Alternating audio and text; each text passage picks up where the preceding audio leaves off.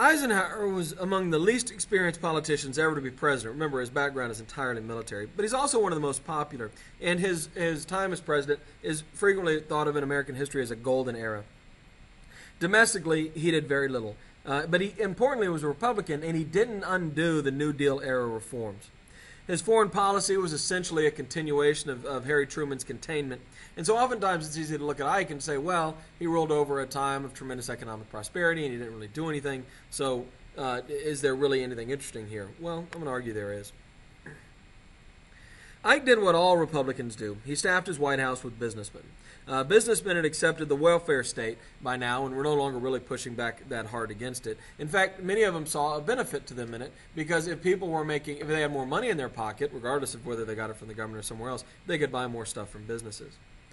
The Secretary of Defense, GM President Charles Wilson, would famously say, he told the Senate there was no conflict between the interests of the government and the interest of business, and he would say what was good for our country was good for General Motors and vice versa. This idea that government and business interests are pointed in the same direction. Eisenhower supported private, not public, control of natural resources. He lowered the farm subsidy that we are still paying the farmers to not grow stuff. He removed wage and price controls in many areas.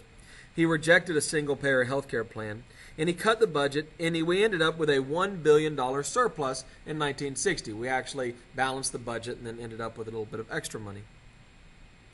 Ike fought against conservatives to save the New Deal state, though. He extended Social Security to 10 million more Americans. He extended unemployment benefits to 4 million more.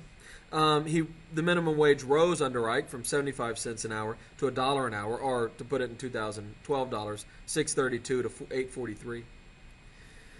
Maybe his most significant domestic accomplishment was the Federal Highway Act of 1956. America spent $25 billion over 10 years to create 40,000 miles of interstate highways. Certainly if you're in America, you've driven on interstate highways plenty of times. There's one right by my school here. It was the largest public works project in U.S. history. It was paid for with a tax on gasoline, automobiles, and tires.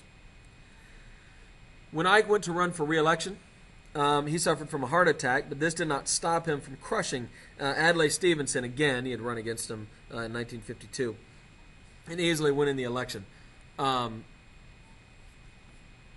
Democrats did keep Congress, however, and in 1958, when the economy turned into a slight recession, the Democrats will win big in Congress. But Eisenhower was elected twice by massive majorities.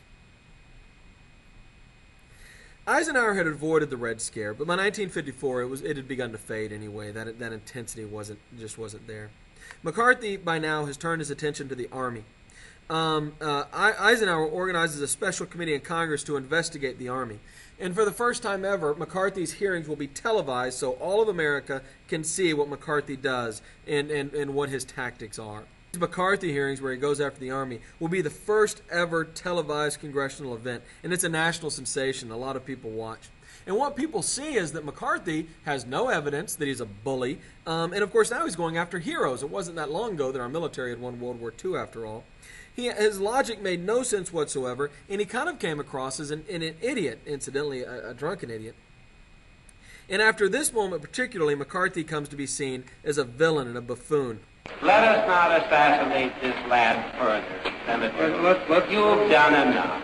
Have you no sense of decency, sir? At long last, have you left no sense of decency?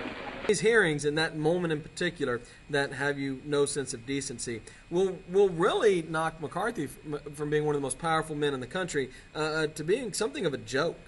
December of 1954, later that year, the Senate censures McCarthy for his attacks on the military, and he's dead from alcoholism 3 years later. Now, the Red Scare doesn't disappear altogether. It's going to go on for decades longer, but it significantly wanes in its intensity.